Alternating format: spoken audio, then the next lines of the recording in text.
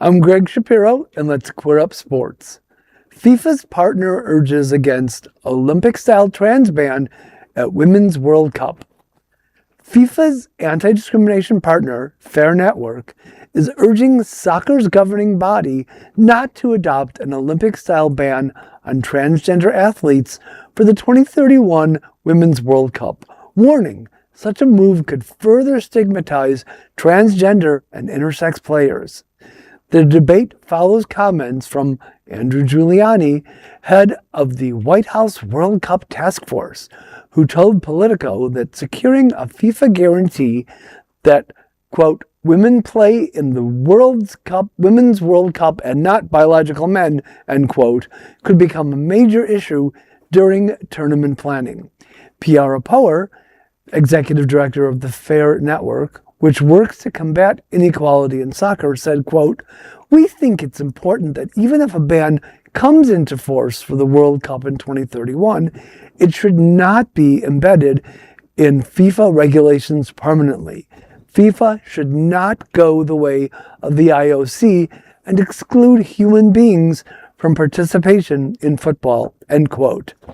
FIFA does not conduct sex verification testing, instead relying on national federations to confirm player eligibility before submitting team rosters. The discussion comes after the International Olympic Committee announced in March that transgender women will be barred from women's events beginning with the Los Angeles Olympics in 2028.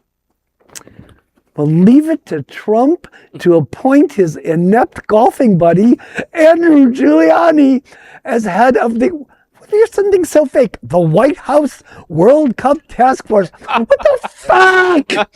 I mean, I guess the position of diaper changer for Trump had already been filled. And as I am so fond of saying, boo, sports ball. Well, Andrew Giuliani is the son, of course he is, of Four Seasons Rudy.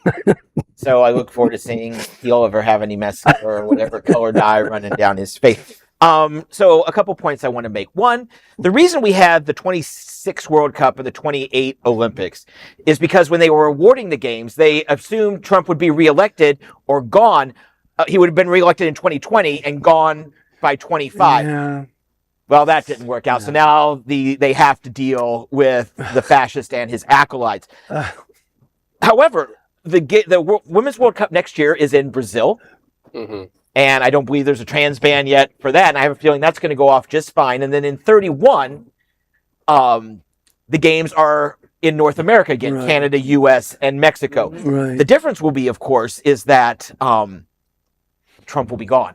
And hopefully someone competent, someone not authoritarian will be in charge and not persecuting women just trying to play the beautiful game. I think that I am diametrically opposed to all of you on this. I do not believe in trans women playing in the same professional league or in FIFA. I mean, there's obvious advantages biologically that can be proven, and I don't want to go through everything right now because it's a shorter segment. But I'm more of the Neil deGrasse Tyson ideology, which is sports are by nature discriminatory. For instance, even men against other men. So there's definitely an advantage of being taller in basketball. So when you take a taller country or a country that has taller men in it, you have a much larger pool to draw from than, say, if you went to some Central American country and what pool that you have. But we don't do basketball based on height in the same way that we do wrestling with weight classes. Right? And so basically deGrasse Tyson's idea is that why don't we just find a way to make it a bit more equitable by person to person as opposed to just doing it by sex. And that way we would kind of solve the problem. But as long as we don't solve that problem and we're putting men against women, I mean, women are just not at all. I don't know if I agree with that. Yeah, what do you tell me, like, with some facts. Like, what do you disagree with? I mean, I guess if we go by that, then we should have like boxing, where they only have it by like weight. So you compete with your same weight, because then we are the same size. I could compete with. I tell you, I swim, and I swim against some women that are way faster than I am. They're way stronger than I am, and if I have testosterone more than they do. And again, if we're going by measuring testosterone or estrogen before you compete, some women will surprise you. Yeah. Some of them have, they may be XX, but they may have more estrogen and more testosterone. Right, but we're not talking about just for fun. I mean, for fun, who cares? But again, it's also hormones also aren't determinants for the way that you compete in sports. Oh, it's definitely a part of it. It's lots of things are a part. Right. Of it. And actually, statistically, the thing that's probably the most indicative of how well you're going to do in sports is your social economic class. Like that's actually not when it comes to it's usually sex. Generally who had access to the best coaches, who had access to the most camps. That's actually the biggest indicator. Have you looked to see when it comes to, let's just say, running or tennis, when you take at the elite level, and where do you think the top woman ranks with the men? Like Serena Williams, you would say, is probably a top woman. Muscular, you can see all of that, right? She doesn't even, I don't think, crack the top 25 of men, or the top 50. Anna Samova has a faster return than any man. Well, I don't think that they were ranked at any. I haven't clocked what that is. She's a cisgendered woman. But I'm just saying. This has been a debate for decades. Even before we understood this trans debate, for instance. Like Billie Jean King in the Battle of the Sexes in the early 70s had the same question. And she beat him. Yeah, she beat him. But there's a debate here that's long before, that's largely about gender, and largely more than transphobia.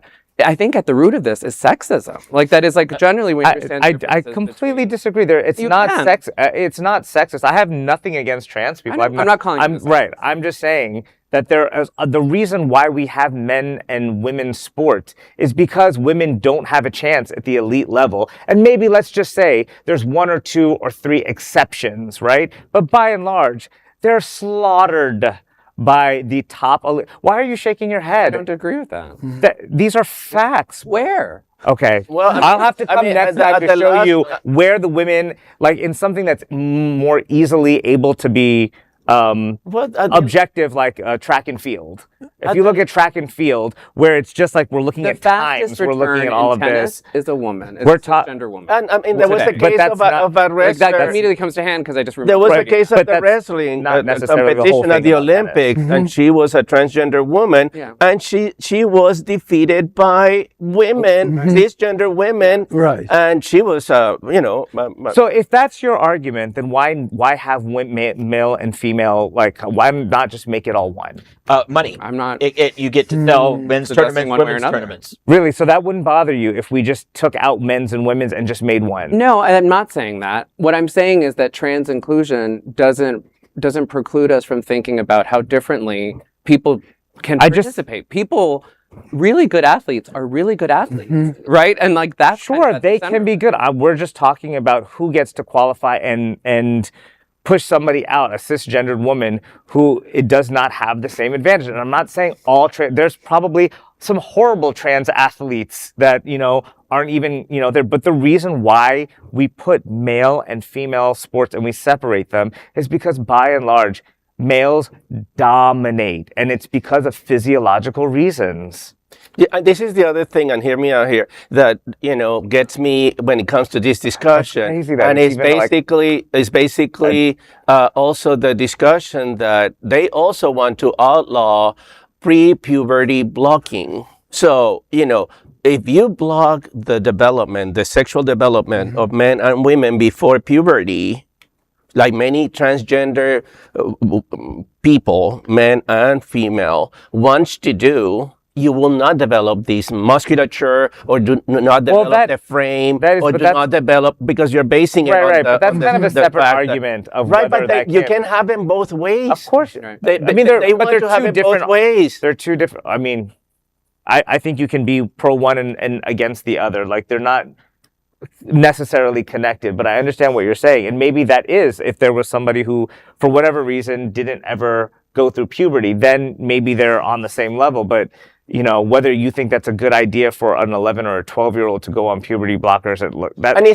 ends up being a different thing. And it's invasive. I mean, the case of that runner in Africa that is a cis woman, but again had a higher levels of testosterone. Right. Like we all. I mean, like there are variations in nature. You know, there is not everybody's exactly by the same rule. She is a cisgender woman, exactly but she look a little manly. Like there are many women that look manly, including Iona, whatever the rugby player, was a big girl. I mean, she's beautiful and feminine and all that, but she's a big girl. Well, that's Neil deGrasse Tyson's point. He's saying that there are a lot of factors that are part. So where do you draw the line? Do you draw the line like I mean, I don't want to say arbitrarily, but we kind of drew the line by sexes. Okay, men do this, women do this. But should we then reimagine sports so that it is a little bit more fair and a little bit more inclusive, and we don't have the trans issue? And I'm on that ideology. I'm fine if we change the rules or we